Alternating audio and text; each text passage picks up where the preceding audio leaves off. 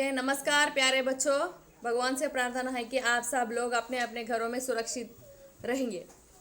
हाँ देखिए, क्योंकि घर ही हमारा रक्षा कवच है, इसीलिए घर में ही रहिए, सुरक्षित रहिए। बहुत खुशी है कि आप सब लोग देखिए पहला प्रथम पार्ट और दूसरा पार्ट कंप्लीट कर चुके हैं और आज हम पार्ट तीसरा और वृंद प्रथम भाषा पढ़ने जा रहे हैं। ये कविता पाठ है।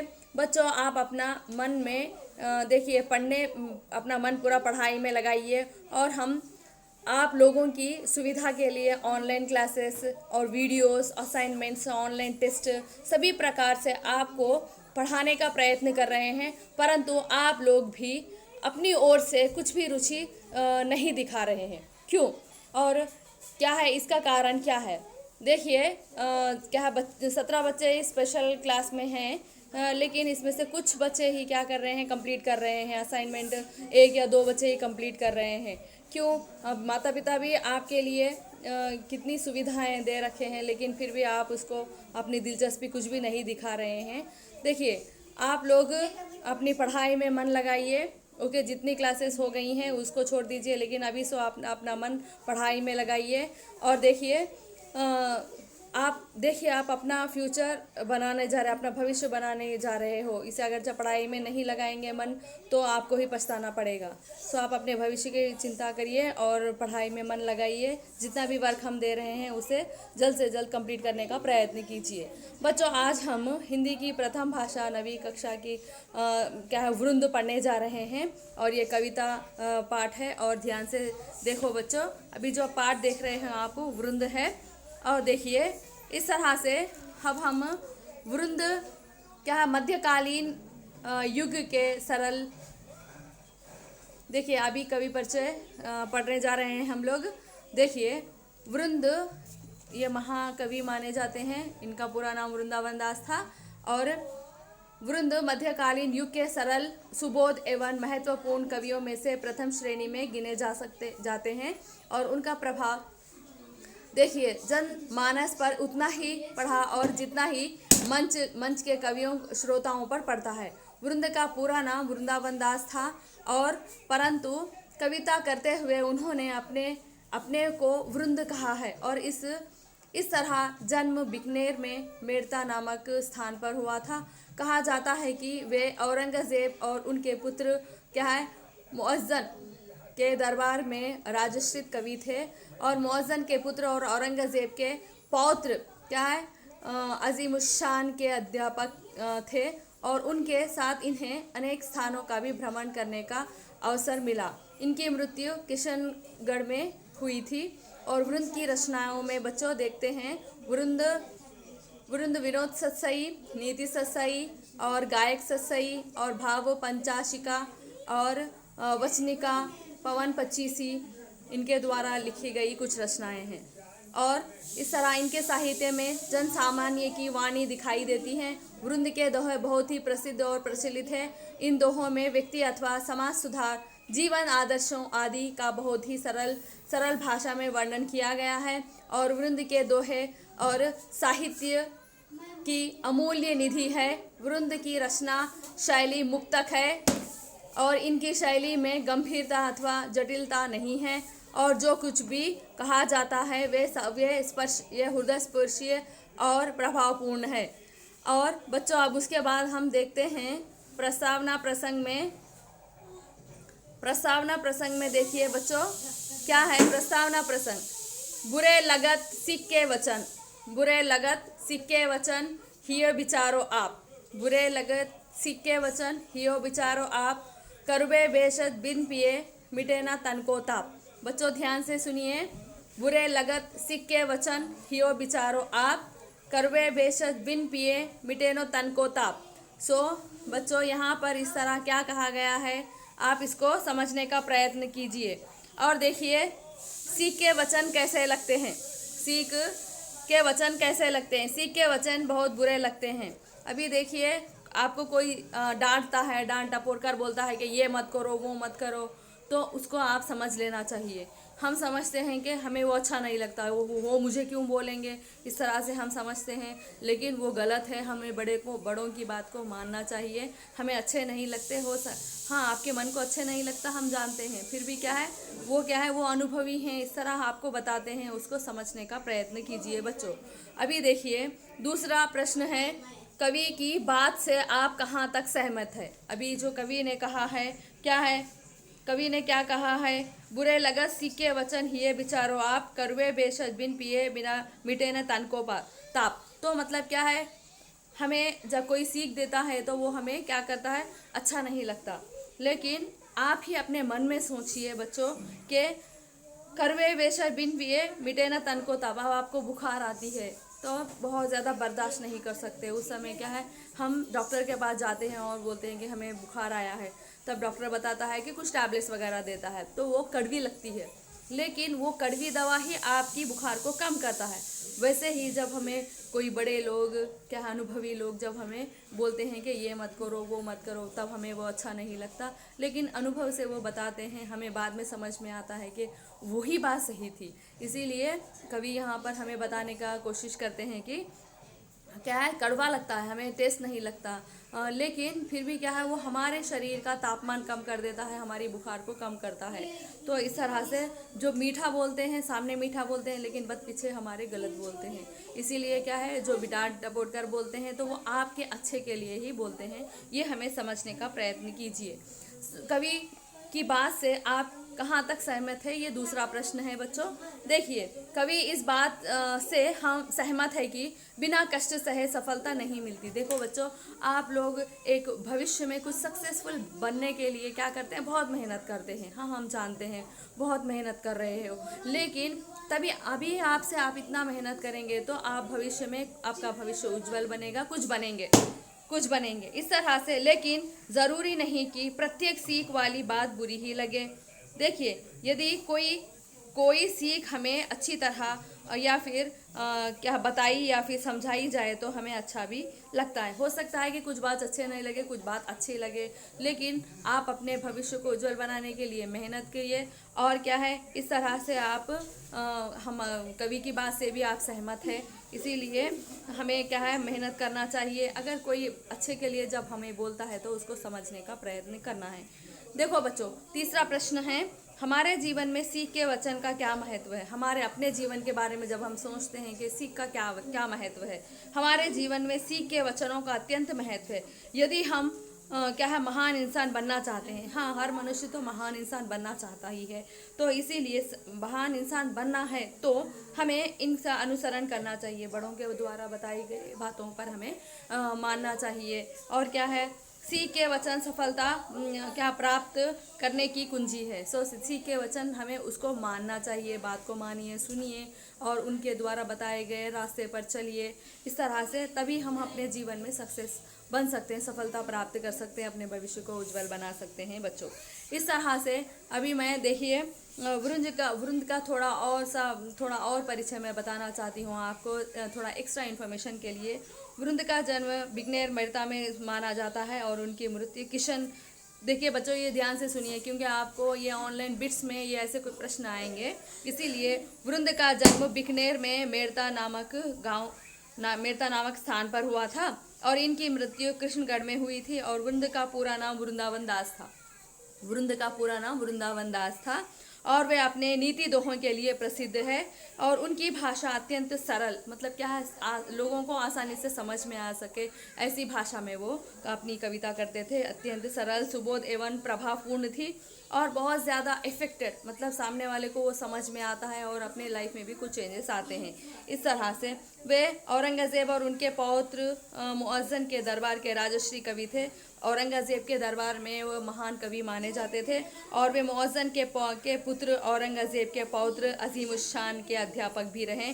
और वृंद की रचना शैली मुक्तक है और इनकी प्रसिद्ध रचनाएं वृंद विनोद सस्सई, नीति सस्सई, गायक सस्सई और भाव पंचाशिका और वचनिका और पवन पच्चीसी, इस तरह से उनके द्वारा लिखी गई कई ऐसे दोहे हैं बच्चों।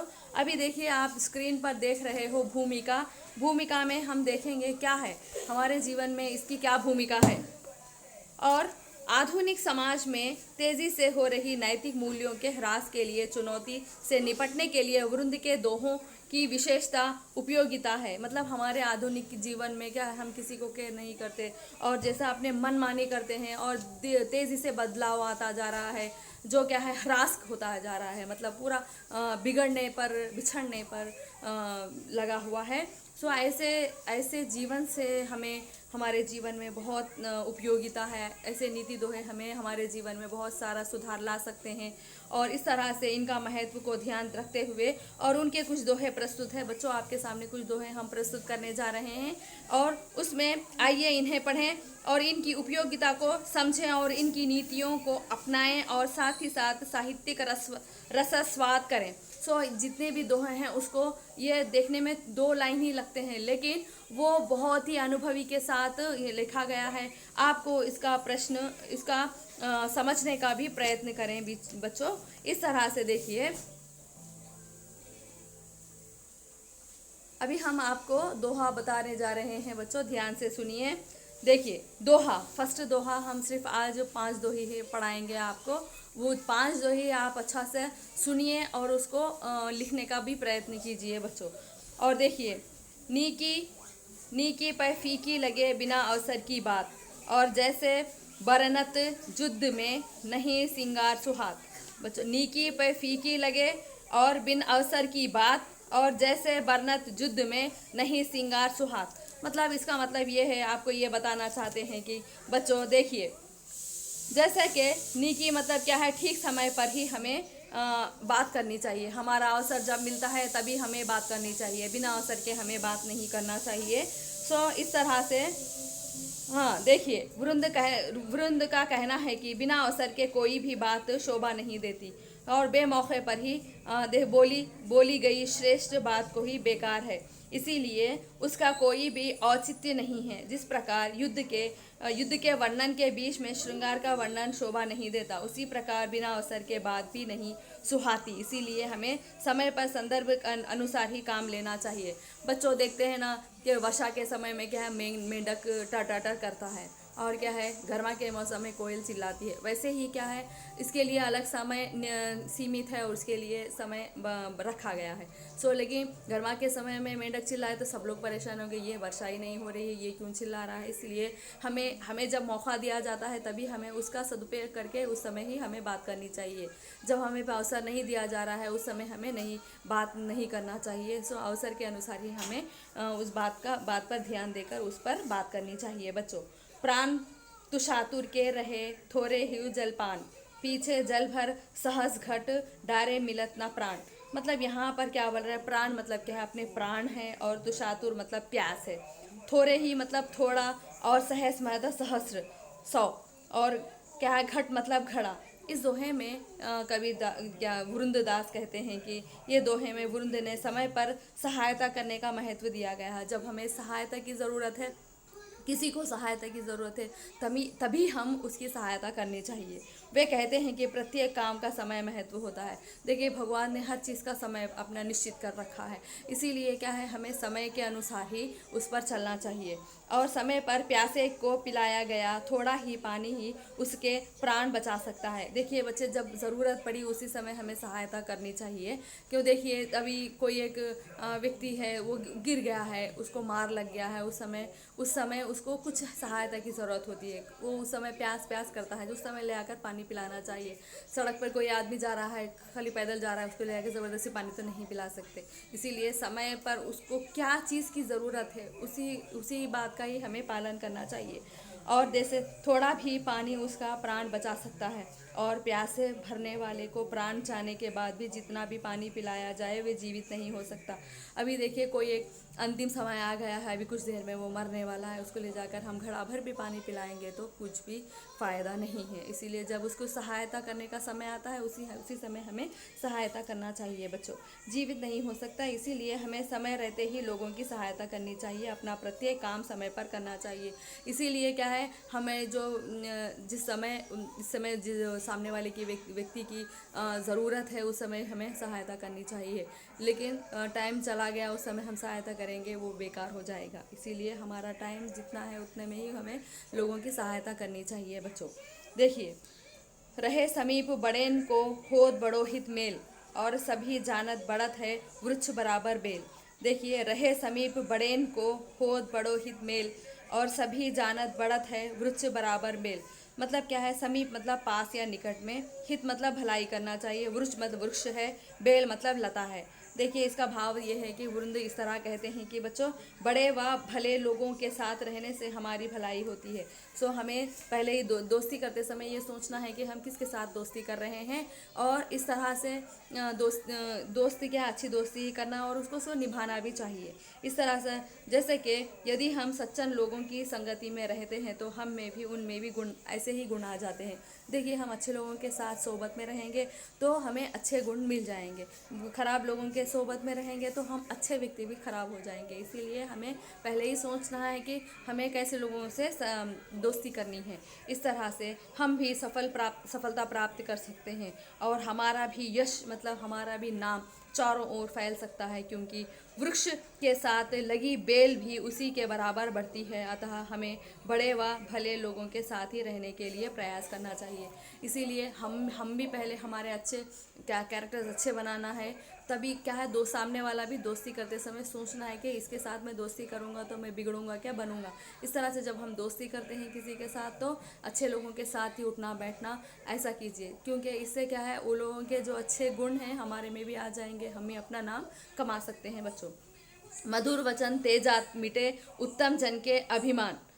मधुर वचन तेजात मिटे उत्तम जन अभिमान, और तनिक शीत जल सो मिटे जैसे दूध उफान। देखिए, तनिक शीत जल सो मिटे जैसे दूध उफान। देखिए, मधुर मतलब मीठा बोलना, वचन मतलब क्या है? देखिए, बातचीत करना या बोली। उत्तम मतलब श्रेष्ठ या फिर बढ़िया। अभिमान मतलब गर्व, और तनिक मतलब धीरे से, शीत मतलब शीतल, उफान मतलब क्या है? अधिक। इस तरह से वृंद इस तरह कहते हैं कि देखिए, मीठी बोली का बड़ा महत्व होता है हमारे जीवन में। मीठी बोली का बड़ा महत्व होता है। वे शीतल जल की तरह है। मतलब देखिए, हम जिससे भी मिलेंगे अच्छा ही बात करेंगे, वो हमेशा याद रखेगा कि अरे ये लोग ऐसे हैं, इस तरह से अच्छे हैं, और क्या है, हमारा नाम और क्या है, गुण भी सब लोगों में फैल जाएंगे। क्या है, उफनते दूध पर यदि थोड़ा सा शीतल जल छिड़का जाए तो भी वो शांत हो जाता है। अभी कभी देखते हैं ना, माँ कभी चूल्हे के पास जाके भगोने में दूध डालती है, वो उबाल आता है, तब हम थोड़ा सा उबाल आता है, वो गिरने लगता है, उस समय थोड़ा सा पानी का छिड़काव करने से वे शांत हो जाता है। इसी तरह जब क्या है, हम देखते हैं इसी प्रकार किसी भी क्रोधित मनुष्य से मीठी बोली बात की जाए तो भी उसका क्रोध शांत हो जाता है। इसीलिए कभी कोई बहुत गुस्से में होता है, मम्मी या पापा कभी गुस्से में आपको मारने के लिए आते हैं, तब उससे अच्छी बात से उन्हें मना लीजिए, क्या वो भी, उनका गुस्सा भी शांत हो जाता है। मीठी अगर आप ज़्यादा बोलेंगे तो वो भी ज़्यादा बोलेंगे, इसमें बहुत बड़ा लड़ाई हो जाती है, झगड़े होने के चांसेस भी हो सकते हैं बच्चों। इस तरह से मीठी बोली से लोग जात पात के भेदभाव भी भूल जाते हैं। बड़े से बड़े लोगों का अभिमान भी क्या हो, नष्ट हो जाता है। इससे बिगड़े काम भी क्या होते हैं, काम भी बिगड़ जाते हैं। इसीलिए हम जिससे भी बात करेंगे मीठी बोली में ही बात करेंगे, और सबसे मिलजुल कर रहेंगे, क्योंकि हमें यहाँ पर ज़ात पात इम्पॉर्टेंट नहीं है। यहाँ पर हम जस्ट मिलजुल कर रहना ही इम्पॉर्टेंट है। भगवान जाते समय जब हम मृत्यु होगी तब उस समय क्या है, हम कुछ नहीं ले जाएंगे, हमारे जो अच्छे गुण हैं, हमारे द्वारा किए गए जो अच्छे गुण या विचार या फिर और अच्छे काम ही हमारे साथ आएंगे। इसीलिए हमें सोच समझ कर कदम उठाना है। बच्चों, अभी हम देख रहेंगे 5वां दोहा, जिसमें सबे सहायक सबल के कोई ना निबल सहाय, और पवन जगावत आग को, और दीप ही देत बुझाए। देखिए, सबे सहायक सबल के कोई ना निबल सहाय, पवन जगावत आग को, दीप ही दीप जब बुझाए। तो इस तरह से यहाँ पर क्या उसका भावार्थ बता रहे हैं, शब्दार्थ बता रहे हैं। देखिए, सबय मतलब सबल, सभी सबल शक्तिशाली होता है, निर्बल दुर्बल, और क्या है, और पवन मतलब हवा है। वृंद कहना चाहते हैं कि बच्चों, शक्तिशाली लोगों की सहायता करते हैं, कोई दुर्बल की सहायता नहीं करता। बच्चों, हम देखते हैं ना, अभी हमारे आसपास कोई पैसा वाला होता है या ताकतवर होता है, उसकी हम सहायता करने के लिए आगे आते हैं, क्योंकि उसके पास धन है और उसके पास ताकत है, इसीलिए। लेकिन ये गलत है बच्चों। हमें जब किसी की सहायता करने के बारे में सोचते हैं, तब हमें क्या है, दुर्बल की, जो गरीब है या फिर दुर्बल है, जो कमज़ोर है, ऐसे लोगों की सहायता करने में आगे बढ़ना चाहिए। वो जो पैसे वाला है वो किसी तरह से भी अपना काम निपटा सकता है, लेकिन जब लेकिन जब गरीब होता है, दुर्बल होता है, ऐसे लोगों की सहायता करेंगे तो क्या है वो आगे बढ़ेगा और क्या है हमेशा हमेशा याद रखेगा कि हमारे हमारे बारे में हमेशा याद रखेगा और अच्छे गुण है वाला है, इस तरह से वह बात बताता है। जैसे कि हवा भी आग को बढ़ाने का काम करती है, वैसे दीपक को बुझा देता है। और इस तरह ऐसा नहीं होना चाहिए। हमें अमीर गरीब और दीन दुखी सबकी सहायता करने के लिए तत्पर रहना चाहिए। किसी की सहायता करते समय मन में लोभ नहीं रखना चाहिए, अमीर हो या गरीब, लेकिन सबकी सहायता करने के लिए हमें हमें हमेशा आगे बढ़ना चाहिए बच्चों। क्योंकि हमारे सहायता के समय कौन आगे बढ़ता है हमें नहीं मालूम। इस तरह से बच्चों अब हम यहाँ पर ही 5वें दोहे तक ही अपना दोहे का वृंद के द्वारा लिखे गए दोहे के बारे में यहीं पर अभी रोक रहे हैं बच्चों, क्योंकि आपको आगे क्लास में भी हमको इस बारे में थोड़ी बहुत जानकारी हम देंगे बच्चों। इस तरह से अब हम देखते हैं क्या है वृंद के द्वारा ये कुछ दोहे हैं वो किस तरह से आपको लिखना है, किस तरह से आप थोड़ा प्रयत्न कीजिए। दोहे किस तरह से हम लिखते हैं, ये दोहे बहुत ही आसान है, आपको लिखने में भी सहायता होगी। दोहे लिखने का तरीका ये देखने में दो होते हैं, लेकिन आपको इसका बहुत उपयोग होता है और इसको किस तरह से लिखा जाता है ये भी देखेंगे। यहाँ पर एक दोहा मैं पढ़ रही हूँ, देखिए।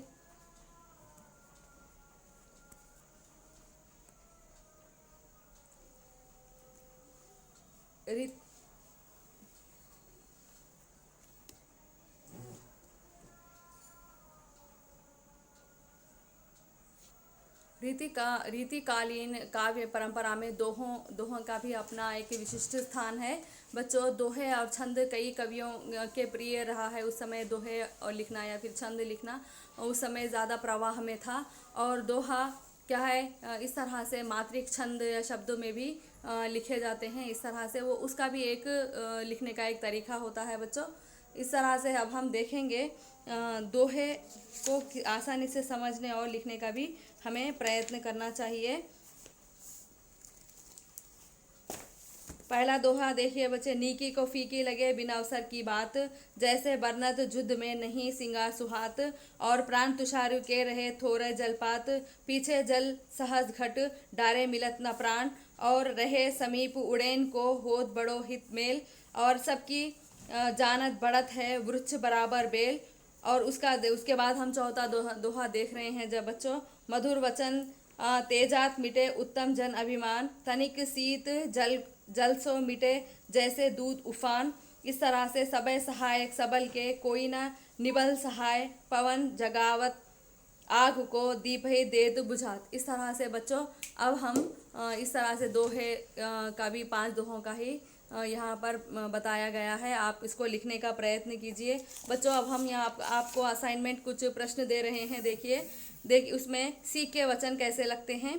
और दूसरा प्रश्न है कवि की बात से आप कहाँ तक सहमत हैं और आपने क्या क्या सीखा उसके बारे में लिखिए। हमारे जीवन में सीख के वचन का क्या महत्व है और कवि वृंद का छोटा सा परिचय लिखना है। और वृंद की रचनाएं क्या क्या हैं और उनके द्वारा लिखे गए कुछ सत्सई के बारे में आपने बताया है ना, वो भी आपने ध्यान से सुना होगा।